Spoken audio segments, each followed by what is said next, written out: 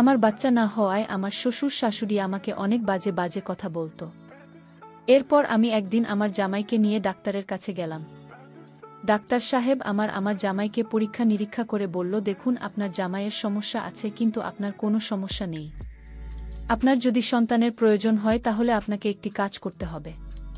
যদি কাজটি ভালোভাবে করতে পারেন তাহলে আপনার বাচ্চা হবে। আমি বললাম, কি কাজ ডাক্তার সাহেব? তখন ডাক্তার সাহেব আমাকে বলল, একদিন তোমাকে আমার সাথে একটি জায়গায় যেতে হবে, তাহলে তোমার বাচ্চা হবে। তারপর আমি ডাক্তার সাহেবের কথা বিশ্বাস করে সেখানে গেলাম। যাওয়ার পর ডাক্তার সাহেব আমাকে যা করল তা শেষ পর্যন্ত শুনলে আমি গ্যারান্টি দিয়ে বলতে পারি তোমাদের পানি চলে আসবে, নিজেকে কন্ট্রোল করতে পারবে না। তাহলে বন্ধুরা আর কথা না বাড়িয়ে চলুন গল্পটি শুরু করি। তবে গল্পটি শুরু করার আগে তোমাদের কাছে আমার বিশেষ অনুরোধ, তোমরা অবশ্যই আমার চ্যানেলটি সাবস্ক্রাইব করে পাশে থাকা বেলাল বাটন জন করে রাখবে, কারণ তোমাদের জন্য রাত জেগে অনেক কষ্ট করে আমি ভিডিও তৈরি করি। বন্ধুরা, আমি তাসনিয়া তানিশ তুলি। আমি দেখতে খুব সুন্দর ও লাবণ্যময়ী, দেখতে খুব সুন্দর হয়। আমি যখন ক্লাস 7-এ পড়ি তখন বখাটে ছেলেরা আমাকে খুব বিরক্ত করত। এই বখাটে ছেলেদের জন্য আমি বাড়ির বাইরে বের হতে পারতাম না, স্কুলে যেতে পারতাম না। সত্যি বলতে আমি এতটাই সুন্দরী ছিলাম যে কোনো ছেলে আমাকে একবার দেখলে মুখ ফেরাতে পারত না। আমার স্কুলের ছেলে বন্ধুরা আমাকে প্রায় সময় বলতো, তা নিয়ে তোর যে চেহারা, আর বলি তোরে দেখলে তো আমাদের মাথা ঠিক থাকে না, মনে হচ্ছে তুই অনেক পাওয়ারফুল ও বটে। যে ছেলে তোকে বিয়ে করবে সে নিশ্চয়ই খুবই ভাগ্যবান হবে। আমার এক খুব কাছের ছেলে বন্ধু আমাকে বলতো, সত্যি তোকে যে বিয়ে করবে সে স্বর্গীয় হবে, তোকে দেখতে যে সুন্দর লাগে, এনজয় করতে পারলেন না, জানি কত ভালো লাগবে। আমি তখন তাকে বলতাম, এই দুষ্টু, এবার তো দুষ্টামি বন্ধ করবি। কি আর বল বন্ধুরা, ছোটবেলা থেকেই আমার এমন সৌন্দর্য দেখে মাঝে মাঝে আমার 22 বছরের দাদা ও আমাকে কুপ্রস্তাব দিয়ে বসত। আমি যখন ক্লাস 9-এ পড়ি তখন আমার মা বাবা আমার বখাটে ছেলেদের উত্ত্যক্ত দেখে আমাদের এলাকার এক চেয়ারম্যানের ছেলের কাছে আমাকে বিয়ে দিয়ে দিল। বিয়ের প্রথম রাতে আমি খুব ভয় পাচ্ছিলাম, কারণ আমার চেয়ে 10 বছরের বড় ছিল আমার স্বামী। তার সাথে আমার কিভাবে কি হবে, আর আমি কিভাবে তার সাথে ম্যাচ হব? তাছাড়া জীবনে প্রথম, আমার আগে কখনো এমন অবস্থায় পড়েনি, তাই তাকে দেখে আমার খুব ভয় হচ্ছিল। এ বিষয়ে এর আগে যদি কোনো অভিজ্ঞতা তাহলে হয়তো এতটা ভয় পেতাম না। অনেক ইচ্ছা ছিল এমন কিছু করার, কিন্তু বাবার কারণে সাহস হয়নি। বাবা যদি কোনোভাবে জানতে পারত তাহলে আমাকে মেরেই ফেলত। যাই হোক, বাসর ঘরে আমি বসে বসে এই ব্যাপারে চিন্তা করছি, আর মাঝে মাঝে ভাবছি যে আমার থেকে 10 বছরের বড়, তার সাথে আমি কুলিয়ে উঠতে পারব কিনা। এই বিষয় নিয়ে চিন্তা ভাবনা করতে করতে হঠাৎ দেখি কে যেন আমার ঘরের দরজা খুল। চোখ মেলে চেয়ে দেখি আমার স্বামী পুরো বাসর ঘরের প্রস্তুতি নিয়ে আসছে। আমার স্বামী দেখতে খুবই সুন্দর ও হ্যান্ডসাম, একেবারে জামাইয়ের সাজ এসেছিল। তাকে দেখে সেদিন আমার খুব ভাল লেগেছিল। সে রুমে এসে দাঁড়াতে আমি তার পায়ে ধরে সালাম করলাম। তারপর তিনি আমাকে তুলে বিছানায় বসিয়ে দিল। খুব ভালো লাগার মতো একটি পরিবেশ ছিল তখন। চারদিকে গাঁদা ফুলের ঘ্রাণ, জীবনে প্রথম এমন পরিবেশে আমার অনেক ভাল লাগছিল।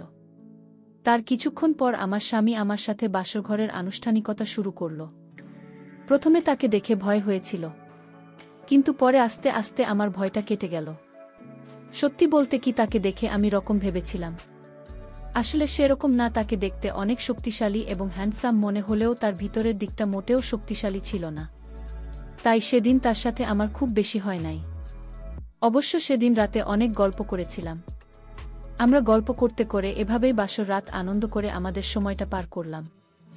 সেই রাতটি সত্যিকার অর্থে আমার জীবনের একটি স্মরণীয় রাত ছিল। খুবই মনোমুগ্ধকর রাত ছিল আমার জীবনে। আমরা সেই রাতে অনেক আনন্দ ফুর্তি করে আমাদের বাসর রাতের আনুষ্ঠানিকতা শেষ করলাম। এইভাবে আনন্দ ফুর্তির মাধ্যমে আমাদের দাম্পত্য জীবন চলতে লাগল।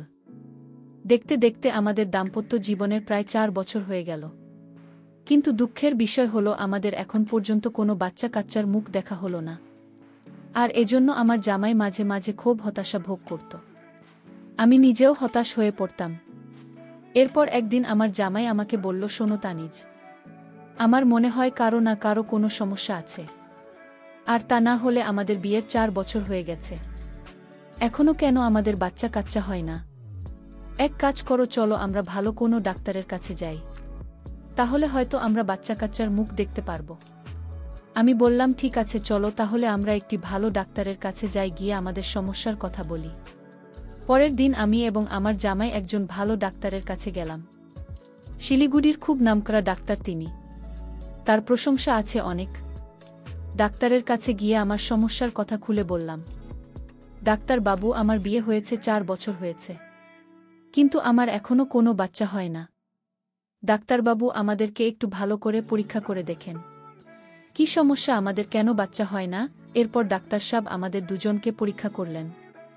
আমাদের দুজনকে পরীক্ষা করে ডাক্তার সাহেব বললেন, মিস তানিস, আপনার স্বামীকে একটু বাইরে যেতে বলেন, আপনার সাথে আমার একটু পার্সোনাল কথা আছে। এরপর আমার স্বামীকে ডাক্তার সাহেব একটু বাইরে পাঠিয়ে দিলেন। এরপর ডাক্তার সাহেব আমাকে বললেন, মস্তানির পরীক্ষার রিপোর্টে পরিষ্কার বোঝা যাচ্ছে আপনার কোনো সমস্যা নেই, কিন্তু সমস্যা আপনার জামাই। আর আপনার জামাইয়ের যে সমস্যা ধরা পড়েছে, আমার মনে হয় না যে আপনার কোনো দিন বাচ্চা হবে। আমার মনে হয় না যে আপনি কোনো দিন মা হতে পারবেন।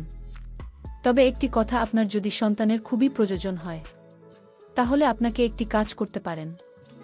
যদি কাজটি করতে পারেন তাহলে নিশ্চয়ই বাচ্চা আপনি আশা করতে পারেন।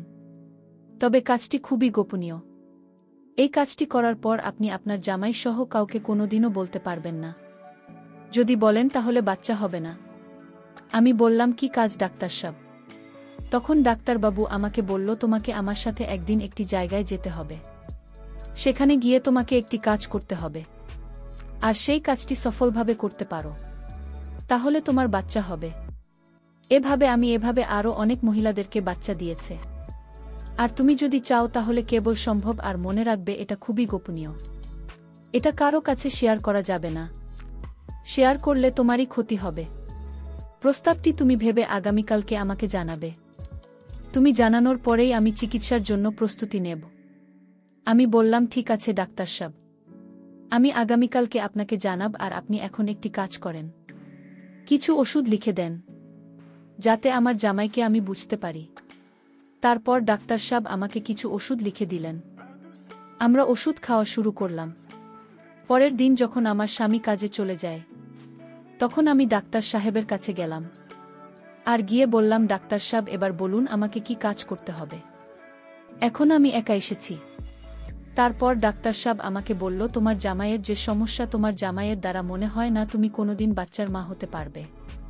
তুমি যদি বাচ্চার মা হতে চাও, তাহলে তোমাকে আমার সাথে বেশ কিছুক্ষণ সময় দিতে হবে, যেখানে আমি তোমার সাথে কিছুক্ষণ সময় এনজয় করব।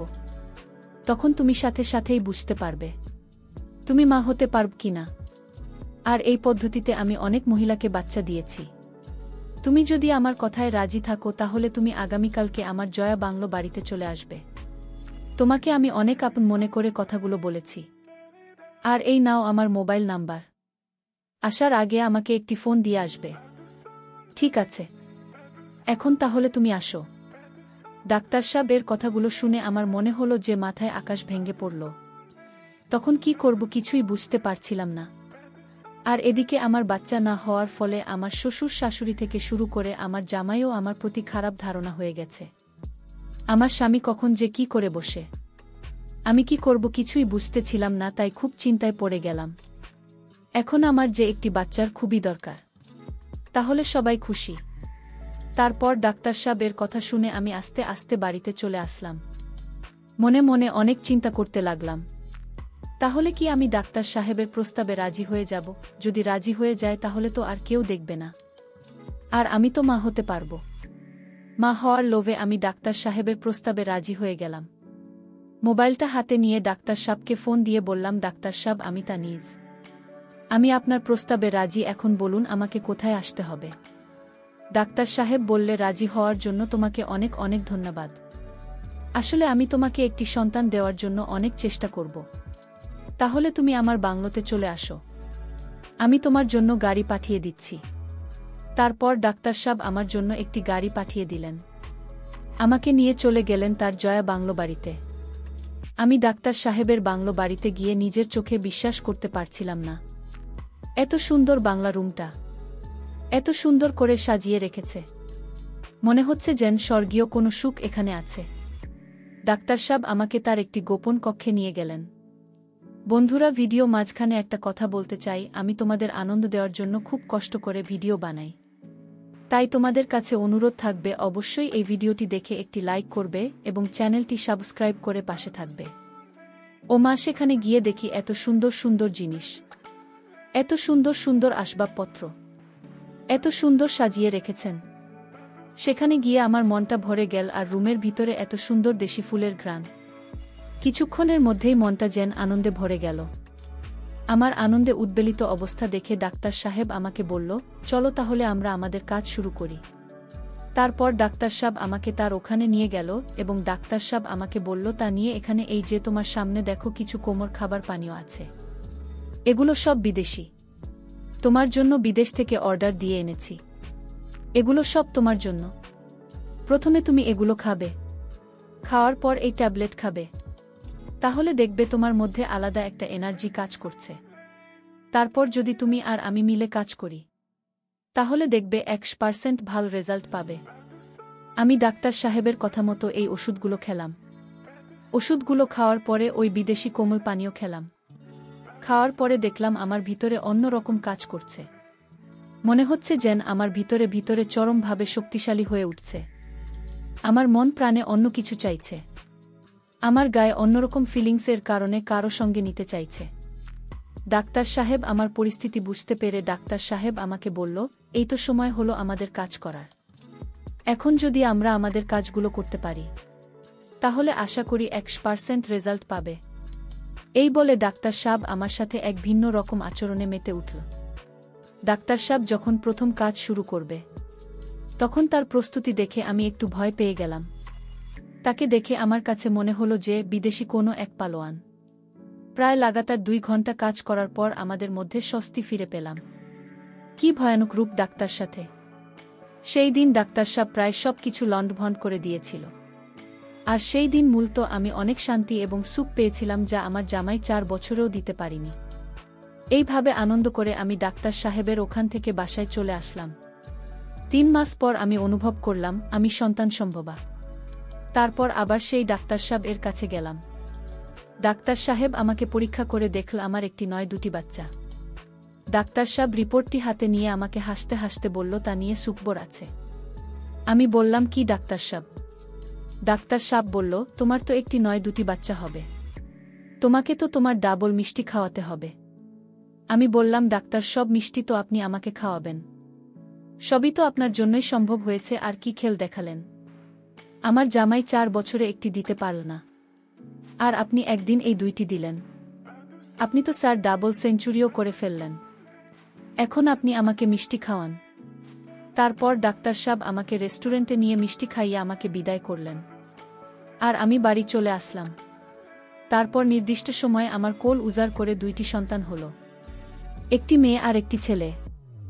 সন্তান পেয়ে আমার শ্বশুর, শাশুড়ি, জামাই এবং জামাইয়ের আত্মীয় স্বজন সবাই খুশি হল। তারপর যখনই আমার বাচ্চা প্রয়োজন হতো, তখনই ডাক্তার সাহেবের কাছে যেতাম। ডাক্তার সব কাজ করে দিত আর আমার বাচ্চা হতো। এইভাবে এখন আমি 4 সন্তানের জননী। ছেলে মেয়ে, শ্বশুর, শাশুড়ি এবং জামাই সহ এখন আমাদের খুব সুখী পরিবার। বন্ধুরা, তোমরা সকলে আমার জন্য একটু দোয়া করবে। হয়তো আমার জীবনে অতীতে একটি ভুল হয়েছে, আর এই ভুলের জন্য হয়তো আমার জামাই এবং জামাইয়ের পরিবারের লোকেরা দেয়।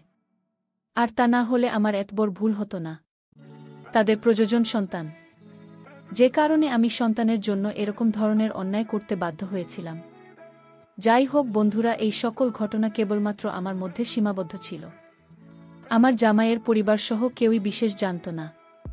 পরিশেষে বন্ধুরা, আমি তোমাদেরকে বলবো, তোমরা যারা আমার মতো এরকম ধরনের সমস্যায় আছো, তারা কখনোই নিজের দোষ অন্যের উপর চাপানোর চেষ্টা করো না, তাহলে ভালোর চেয়ে খারাপ হয়ে যাবে, যেমনটি হয়েছিল আমার জীবনে।